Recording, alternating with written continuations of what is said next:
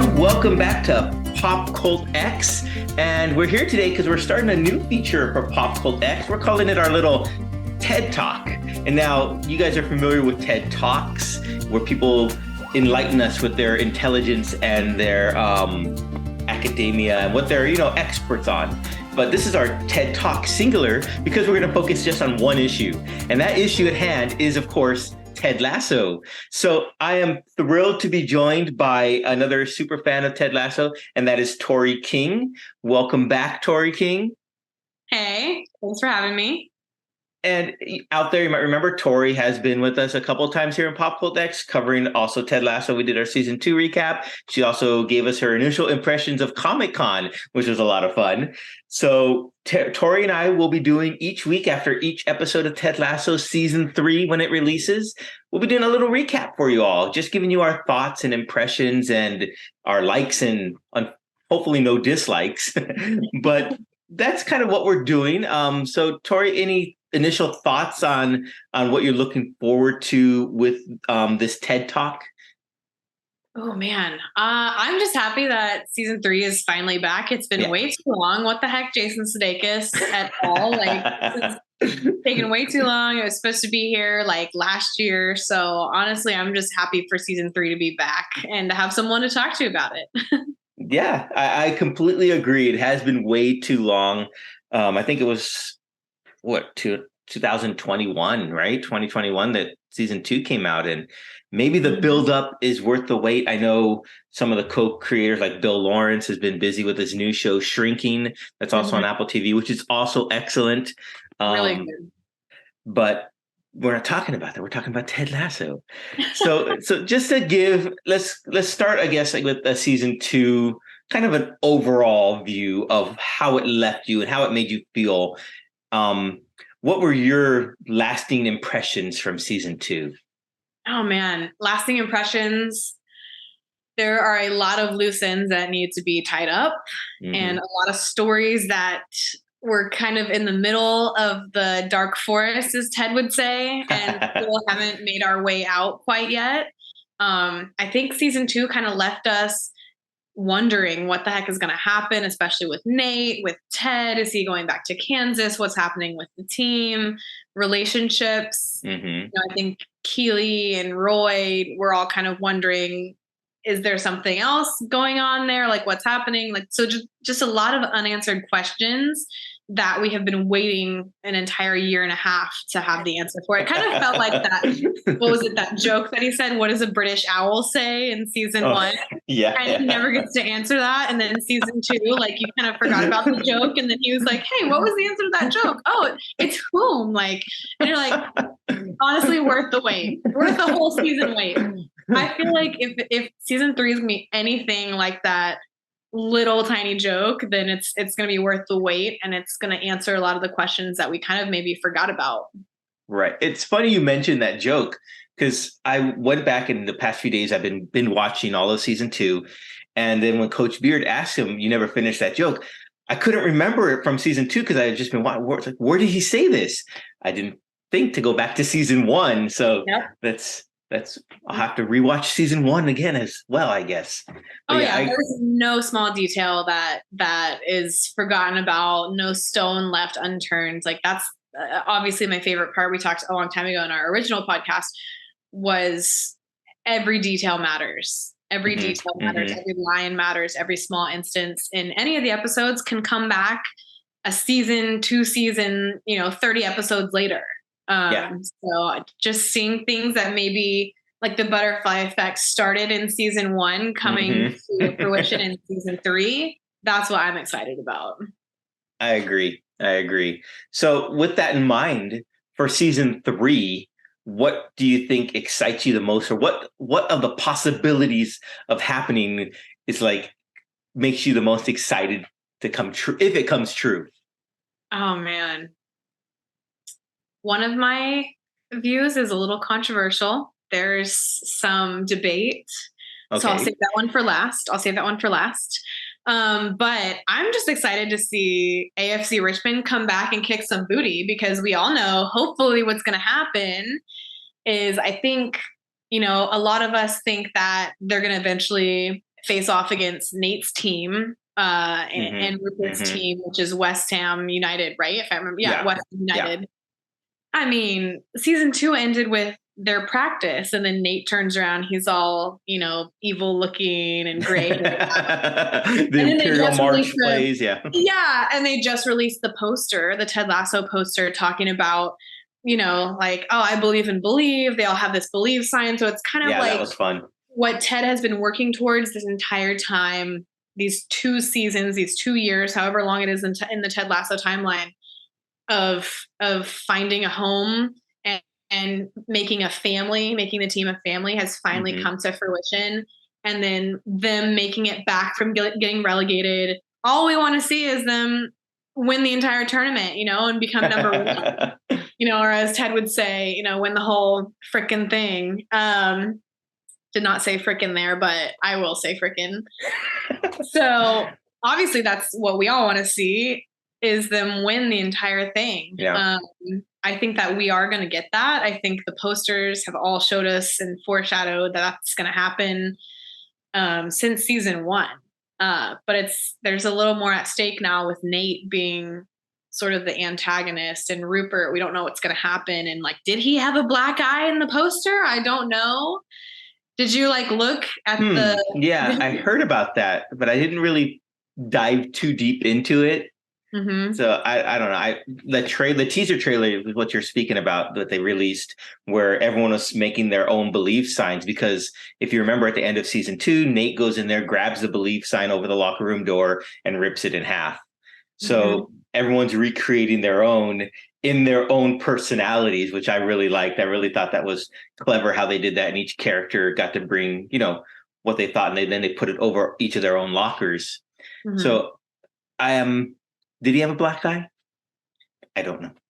I don't know, but I did like the posters. I mean, it shows that Ted is making an impact there. Yeah. And you can remember from season 1, they look at Roy and Beard is like, why are you pushing him like that, coach? And he's like, he's the one, coach. He's going to be the one make an impact here. The first domino has to fall in his heart. Yeah. Yeah. And you look back and you see this now, and now the team is all coming together and it's all one. And so I think you really do see a united team. And that's everything that Ted wanted from season 1. He didn't care about the wins or losses. But now that the team is united, I think a win does really matter. So I want to see that game happen against Nate. Of course, you want to see the Greyhounds win everything. But knowing the writers, especially how they ended season 1, they might not win. They might not win. And at the end of it, they're like, you know what? We didn't win, but we're all a family now. So I'm like, I don't want them to lose, but anything can happen. I'm like, shoot. So I want to see them win. Obviously, we all ship Keeley and Roy. We want to see something happen there. But there's some weird tension between him and Phoebe's teacher. And then Jamie is still in love with Keeley. So I personally want to see Roy and Keeley work it out. And then this is my last one, my controversial one. Ooh, spicy time. I stand Ted Becca. You do? Okay. I do. And here's why. I'm totally fine with the series ending without Ted having any romantic involvement with Rebecca. I'm all for a series that shows 2 main characters can be just friends. Right. I'm totally cool with that. But there's just been way too many instances that the writers wanted us to think that they were a thing. That I don't think it's going to end that way. And I also think there's something beautiful about being 2 platonic friends and loving each other as friends and showing you don't necessarily have to date or marry each other or whatever to have a happy ending. But I also think that you can have a happy ending and have them get together and still be just as strong of a message and still have them keep their independence. You know what I mean? Yeah. And so I think that's very controversial to say because you either love them or you hate them. And there's this whole how do we get, he's kind of with Sassy a little bit. How does that, how do you move on from that? I don't know. But I do think that both of them deserve, I guess, the love that they never had in their original marriages. And very true. There's just too many instances where it points to it. I don't know. But that's just me. I'm like, there's a lot that we would have to unpack with that, because then it's like, is Ted going to go back to Kansas eventually? He's missing his son. He's got a life back there. Would Rebecca ever move to Kansas? Probably not. But I don't know how they're going to work that out, or if that's ever going to happen. But that is something that I would personally like to see. Don't hate me for saying that, people. No, it's controversial, I know.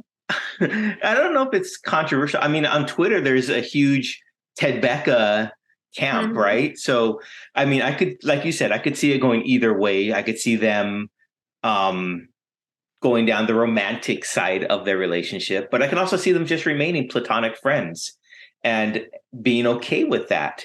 I think the writers are gonna do us dirty by having like a Sopranos cutoff, or maybe like what's the movie with Inception where the top is spinning? So it's going to be maybe up to like maybe they'll go into a room together, they close the door, and it's up to us, the viewers, to interpret what that means.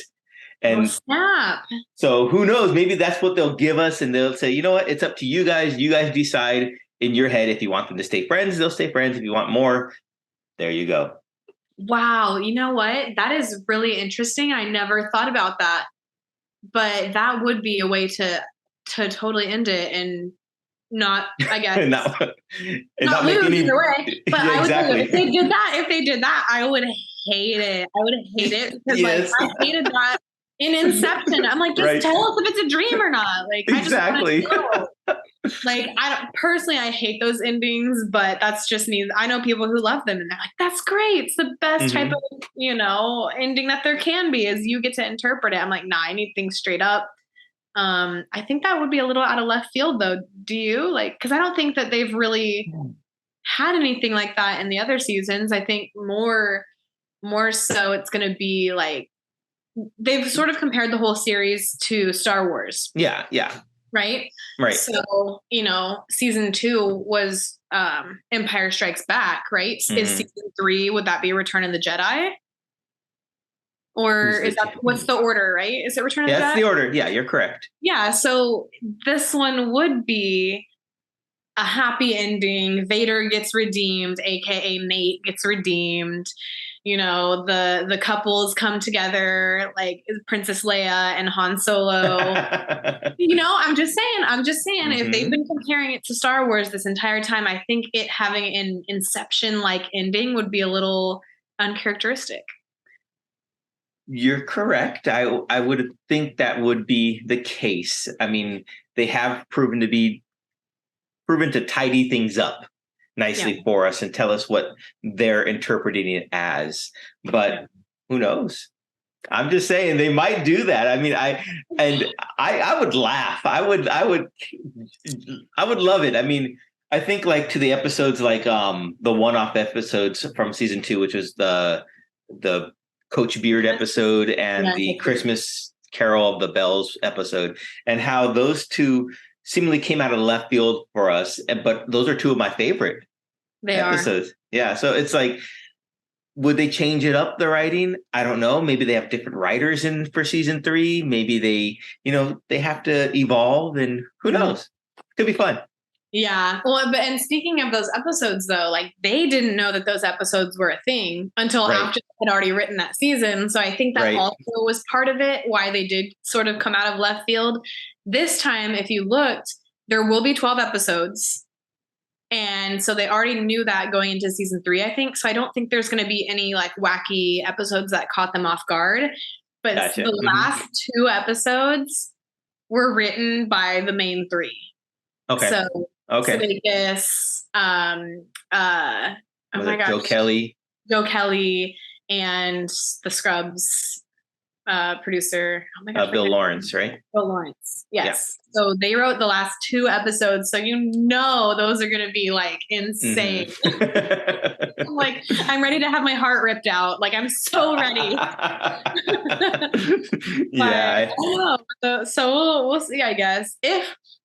Little backtrack here. If Rupert did have a black eye, I would love to either see Sassy be the one to punch him, Rebecca be the one to punch him, or honestly Ted That would be freaking amazing. But I don't think it's going to be Ted. But it No, could I don't think Ted. if that black guy is real. It's just a little fun that I imagined. Put your bets now, right? Right. Hey, I mean, seriously, I mean, it looked like a black guy. So I don't know. We'll see. They could be leading us astray. They would do that, I feel like. Um, talk about Nate for a moment. And I think his arc in season 2 was the biggest change. Mm-hmm. And I think it had the most buildup throughout the whole season. So when it came to a culmination at the end of season 2, where he's with the enemy and on the dark side, so to speak, I don't know if there is any redemption there for him. I mean, I hope so, but it's just he's always wanted to be, and they prove it in season 2. He wants to be the head honcho. True. He wants to be in the limelight there. He wants to have all eyes on him, get all the clout, although he doesn't like any of the dislikes or negativity. We saw that when he saw a bad tweet about him, that he really took it out on someone else. Right. So I don't know. I mean, I like to think that everyone deserves a second chance and there's a redeeming quality in everyone, but I don't know there. And I hope Nick Mohammed continues to play that character with the same gravitas that he's been playing it with. He's just been so excellent in that role. So I don't know. That's something to keep an eye on. That's interesting that you don't think that he can be redeemed, because I think the whole point of the show is that anybody can be. Yeah, I agree. Anybody, and even if that's the point of the show, that doesn't necessarily mean that's his destiny. But I think it does leave it open to there's room for redemption no matter what. Mm-hmm. I mean, because we all freaking hated Rebecca? Yeah. She was the bad guy in season 1, and now we're rooting for her. But right? Was she the bad guy in season 1? I don't know, because her and Rupert both, she was the antagonist in season 1, certainly, whether that means she was the bad guy or not. But we kind of wanted to hate her in the beginning because she was trying to take down Ted.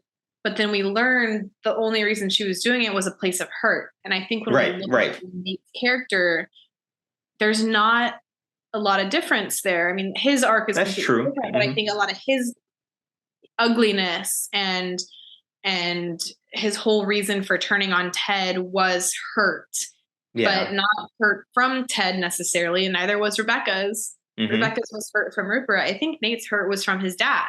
Yeah, I agree completely. He and she both took it out on Ted, and he was sort of the punching bag for their pain, if you will. And so I think once Nate recognizes, just like Rebecca did, that his pain was not actually caused by Ted at all, but his own life and other people. I think once he realizes that, I think that there is room for redemption. It's going to be messy. It's going to be ugly. It's going to be painful. Mm-hmm. But I think, again, the whole point of Ted Lasso is anybody can be redeemed. And good point. And you have to, when Ted got told by Rebecca what she did to him, I thought for sure, you saw his face, obviously it hurt him, and he goes, I forgive you. Yeah. Is he going to be able to do that with Nate? I think absolutely. He loves him like his own son, but the only question is, will Nate be able to apologize and own up? I don't know. Yeah, that's the thing. And Ted Lasso and Ted wanted Nate to apologize to him because he knew what he did in breaking or leaking the story about his panic attacks. He knew it was him. Coach Beard even asked him, "Are you going to address it with him?" And he said no, because he wanted Nate to come to him to talk about it, but it never happened. So I don't know. It's going to be good. Man, I don't know. I mean, yeah, we've got a whole season to see if he can buck up and own it. I think Nate does have a good heart. I think he will eventually own up to it. Or something's going to happen. Maybe something happens to his dad. Maybe his dad passes away like Rebecca. I don't know. But I think something will happen within Nate's family, and Ted's going to show up and be there. And Yeah, I kind of, that's a good thing. Good point. I kind of think that's what it would take, right? yeah. To something tragic happens, unfortunately, in Nate's life, and Ted steps in there without being asked, without, any ulterior motives, just there, like he's been for Rebecca, like he's been for the doctor, the psychologist. He's just there, and that's because that's who he is, and that's who. What I take away from it is everyone should try and be more like Ted Lasso. Show up, be there, be kind, and that's that's the best part of the show for me, is like, that's what I strive to be, is be like Ted. Love with no conditions, right? Love with no conditions. And I think Rupert only loves with conditions. And maybe it's not even Nate's private life. Maybe something happens with Rupert, and Rupert, does something to Nate, and Nate realizes, wow, he only wants me here because he's using me, and Ted shows up. Like something will happen to where I think Nate will realize what happened. And again, like, the show is all about redemption. So it would be really surprising if he didn't get redeemed, especially if they're following that Star Wars arc, like I'm saying, and this is Return of the Jedi, metaphorically. I think he has no option but to be redeemed. I mean, you never thought Darth Vader was going to be redeemed, and then he goes and sacrifices his life for Luke. Yeah, that's true. I think there will be redemption, but I can see your side too. I can totally see it where maybe this is the one character that can't be. I don't know. I hope not, though, because I still think good Nate is in there somewhere. Yeah, I think so. I mean, I'm just taking the cynical look at it, maybe, and just being like, you know what? Let's look at all the bad points.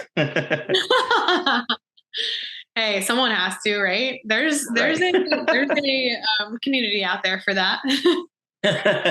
Everyone has a home. Everyone can find their tribe, and I'll look at all the bad views of Ted Lasso. Why not? Oh yeah, I guarantee you, there's like some community out there that's like Rupert's biggest fan. Like there has to be, like Rupert fans. There's got to be those people out there. It's all the billionaires out there rooting for Rupert. Yeah.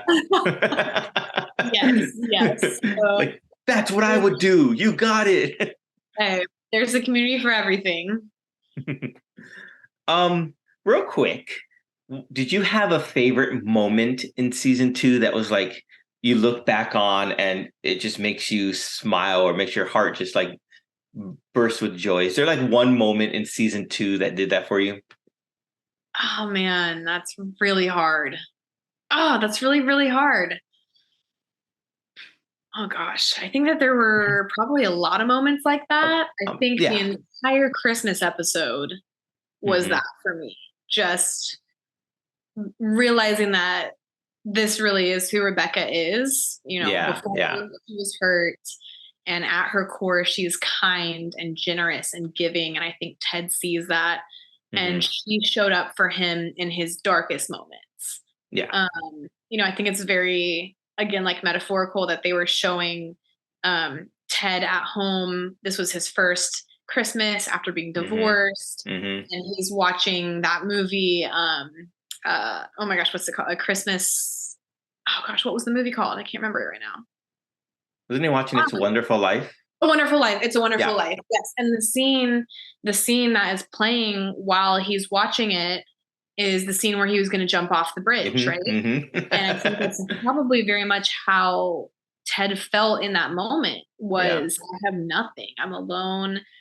That's probably what he wanted to do, was just, jump off a bridge, like internally. And in that lowest moment, Rebecca appears. Yep. And so I think that was the first instance of like, whoa, will they or won't they, kind of in my head. But it wasn't even necessarily about that. It was more just like, she is just being a friend. Yeah. And she's being there for him because she went through divorce too. And she went through her first Christmas by herself too.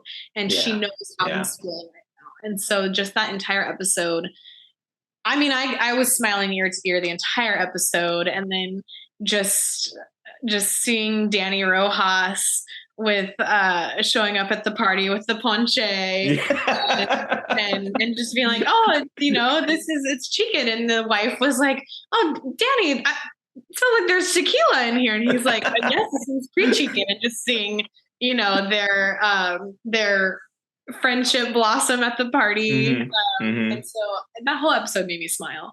And then I think at the end, like, you're just so happy that they ended up winning the game, because that's not how season one ended. Gosh Yeah. darn it. No, season one ended like, you're kind of like, ah, man, but like, there's going to be a season two. So that's exciting. But when they finally won that game and got promoted, like, oh my gosh, I was smiling the entire time. So those are probably two moments. I mean, they seem really obvious. I'm sure I could probably think of some other ones here, but what were yours? I'm curious. Well, the one moment that really stands out to me and above everything else was after the Man City loss in Wembley Stadium. Jamie Tartt's dad comes in and he's acting a clown, and then Jamie punches his father, right? And the whole theme of dads runs throughout the whole season. And this is another father-son relationship.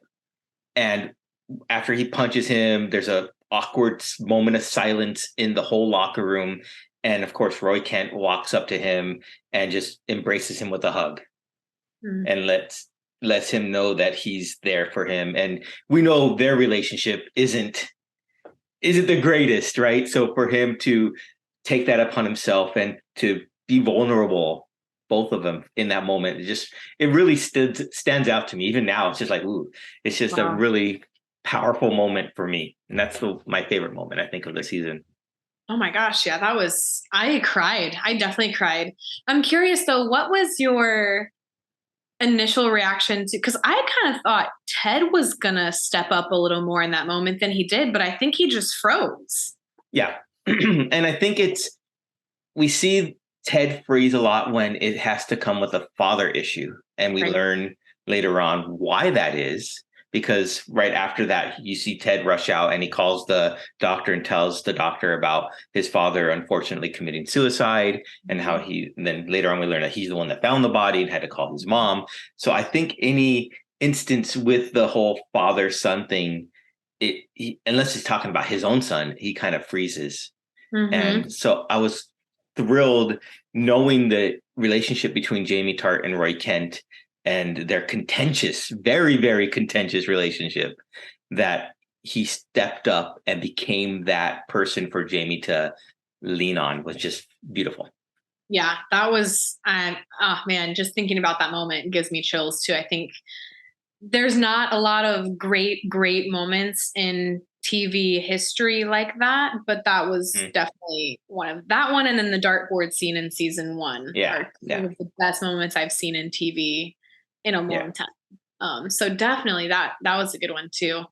One thing that I think almost made me smile but didn't was whenever Ted gets called by Rebecca in the car after he has another panic attack, and rushes off the field, and the only one that notices is Rebecca. Yeah. You think that she's going to answer, or you think that he's going to answer the phone, but then it goes to voicemail, and his little voicemail was so cute. He's like, leave your name, leave your number. I'm like, that is the most Ted Lasso voicemail if I've heard one.